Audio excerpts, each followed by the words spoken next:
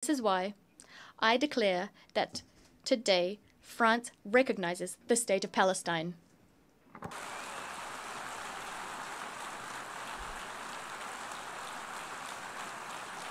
There is a solution, a way of breaking the cycle of war and destruction. It lies in the recognition of the other, of his and her legitimacy, humanity, and dignity. We must reopen our eyes and see human faces there where war has deposited the mask of the enemy or the marks of a target. We must recognize that Palestinians and Israelis are living in twin solitude. The solitude of the Israelis following of the 7th of October 2023 and the solitude of Palestinians at their wits' end in the face of this ceaseless war. The time has come because the worst could still come to pass. The sacrifice of more civilians, the expulsion of the people of Gaza to Egypt, the annexation of the West Bank, the death of hostages detained by Hamas, or facts on the ground which could irreversibly change the situation there on the ground. This is why, this is the very reason that today, here in this chamber, we must pave the way for peace, because since July of last year, developments have accelerated, and at this point, we have reason to fear that the Abraham Accords, the Camp David Accords, could be called in question by Israel, and that peace would become impossible for a long time yet in the Middle East. It thus falls to us this historic responsibility. We must do everything within our power to preserve the very possibility of a two-state solution. Israel and Palestine living side by side in peace and security. The time has come. This is why, true to the historic commitment of my country to the Middle East, to peace between the Israelis and the Palestinians, this is why I declare that today France recognizes the state of Palestine.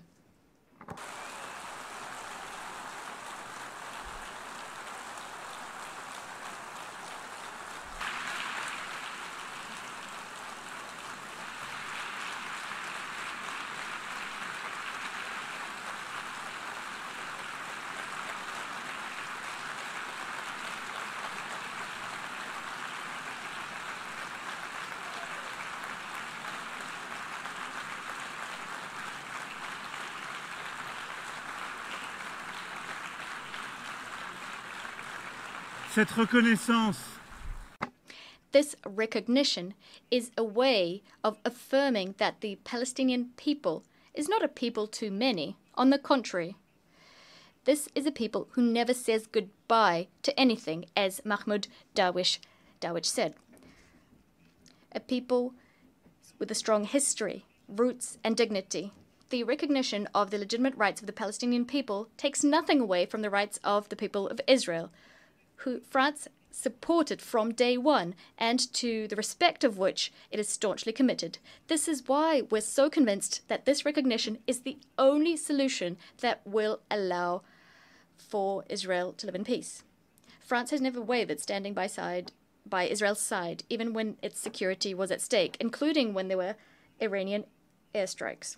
This recognition of the state of Palestine is a defeat for Hamas, just like for all those who foment anti-Semitism, nurture anti-Zionist obsessions, and who want the destruction of the state of Israel. This recognition by France goes hand in hand with others which will be announced today, and I thank them: Andorra, Australia, Belgium, Canada, Luxembourg, Malta, Monaco, Portugal, the United Kingdom, San Marino. They are here today. They answered our call issued in July and took the responsible choice, the necessary choice, the choice to opt for peace. Spain, Ireland, Norway, and Sweden are also going down the same path, and many others did before us too. This recognition paves the way for useful negotiations, useful for Israelis and Palestinians. This path is a path towards a peace and security plan for all. France and Saudi Arabia submitted this plan to this assembly, and it adopted it by a large majority. It carries our common ambition to break the spiral of violence and to change the situation on the ground. We managed to take a step towards one another, to move away from our habitual stances and to set concrete objectives. We must now set in motion a cycle of peace that meets the needs of all parties. The top priority of this peace and security plan, and it's very urgent, that is to ensure the release of 48 hostages and put an end to military operations throughout the territory of Gaza. I commend the efforts undertaken by Qatar, Egypt and the US to achieve this. I ask Israel to do nothing more that would thwart these efforts coming to fruition. Hamas was vanquished on the military front as we neutralized its leaders and decision makers. It must also be vanquished politically to be truly dismantled. As soon as a ceasefire is agreed, we must mount a massive collective effort to provide assistance to the people of Gaza. I'd like to thank Jordan for their commitment and recall Israel's absolute obligation, that is to facilitate humanitarian access to Gaza to assist its population, which has lost everything. The second priority is to stabilize and to rebuild Gaza. A transition administration incorporating the Palestinian Authority, as well as the young people of Palestine, together with security forces, the establishment of which we will accelerate, will have the monopoly over security in Gaza. It will implement the dismantlement and disarmament of Hamas. And this with the support of international partners and the necessary means required for this difficult mission. France stands ready to contribute to an international stabilization mission, as well as to support, together with our European partners, the establishment and equipping of Palestinian security forces. As soon as negotiations permit, the Security Council could decide to deploy a civilian and security support mission, liaising with the Palestinian authorities and with the consent of the Israeli authorities.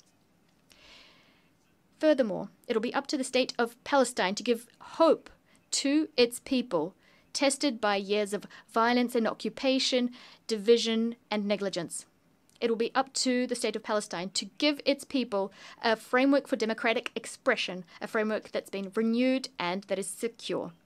President Mahmoud Abbas committed to this before Prince Mohammed bin Salman and myself. He forcefully condemned the terrorist attacks committed on the 7th of October 2023. He reiterated his commitment to disarming Hamas and committed to excluding Hamas from future governance in Gaza, as well as from future governance throughout Palestinian territory. He reaffirmed his commitment to combating hate speech and promised an in-depth overhaul of Palestinian governance. France will pay close attention to the full implementation of all of the commitments made to us. This renewed Palestinian Authority is a necessary prerequisite for the success of the indispensable negotiations we'll need to resume to come to an agreement on each of the final status issues. It's within this framework that I will be able to decide to open an embassy to the state of Palestine as soon as all of the hostages detained in Gaza have been freed and a ceasefire has been established. What France will be demanding of Israel will be just as considerable. Together with our European partners, we will be pegging, that is, our level of cooperation with Israel to the provisions, the measures Israel will be taking to put an end to the war and negotiate peace. It's thanks to this path that we will get a state of Palestine which is sovereign, independent, and demilitarized, bringing together all of its territories, recognizing Israel and being recognized by Israel in a region which will at last see peace reign upon it. What I also expect of our Arab and Muslim partners, who have not yet done so, is for them to uphold their commitment to recognize the state of Israel and to engage with Israel in normal relations as soon as the state of Palestine has been established. In so doing, together we will demonstrate dual recognition for the benefit of peace and security of all in the Middle East. Ladies and gentlemen, this is our peace plan. It establishes a demanding mechanism to end the war and enter into the negotiations phase. It allows for Israeli-Palestinian peace to be the first pillar of a new peace and security architecture in the Near East and the Middle East. It lends credibility to the possibility of further economic integration. Nothing will be possible unless the Palestinian authorities take full ownership of our renewed ambition so that we can at last achieve the two-state solution. I know that they are reluctant. I know that they harbor fears. And with the utmost respect, I hear the Israeli people, their sadness, their fatigue. But I want for the Israeli authorities to also hear this and to in turn take on commitments.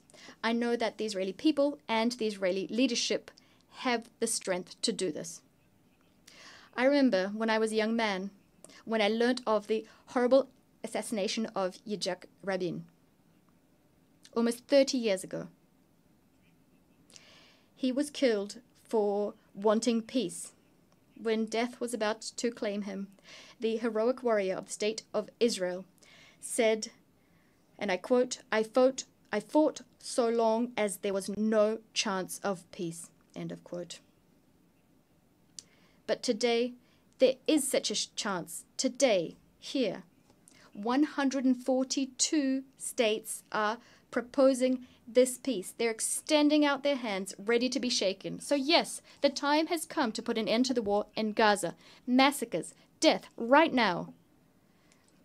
Urgency is what drives us. The time has come for Israel to live in peace and security from the Galilee to the Red Sea, through the Dead Sea and the Lake of Tiberias and Jerusalem. The time has come to no longer talk about the existence of the State of Israel. It's self-evident. The time has come to do justice to the Palestinian people and thus to recognize the State of Palestine, a brotherly country, a neighbor in Gaza, in the West Bank, and in Jerusalem.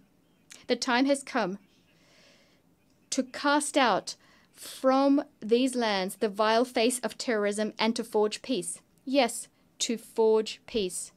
This is what has brought us here today. And we're very hopeful that we will be able to forge it. It is a choice we must make. It is our duty. Peace is much more difficult.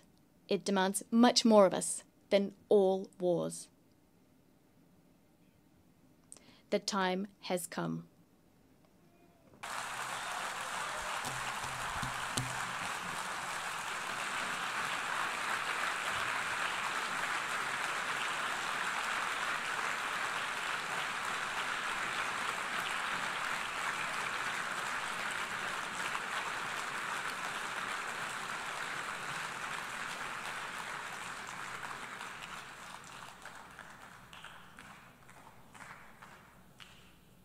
Ketika ada sesuatu yang tidak benar, kita suarakan.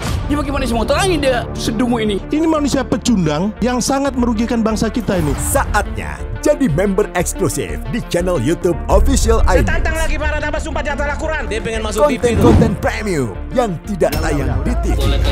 Live interaction. Halo pemirsa iNews, ini baru selesai. Emoji dan badge spesial. Reakses konten pilihan. Klik YouTube Official iNews. Join member hanya Rp10.000 per bulan.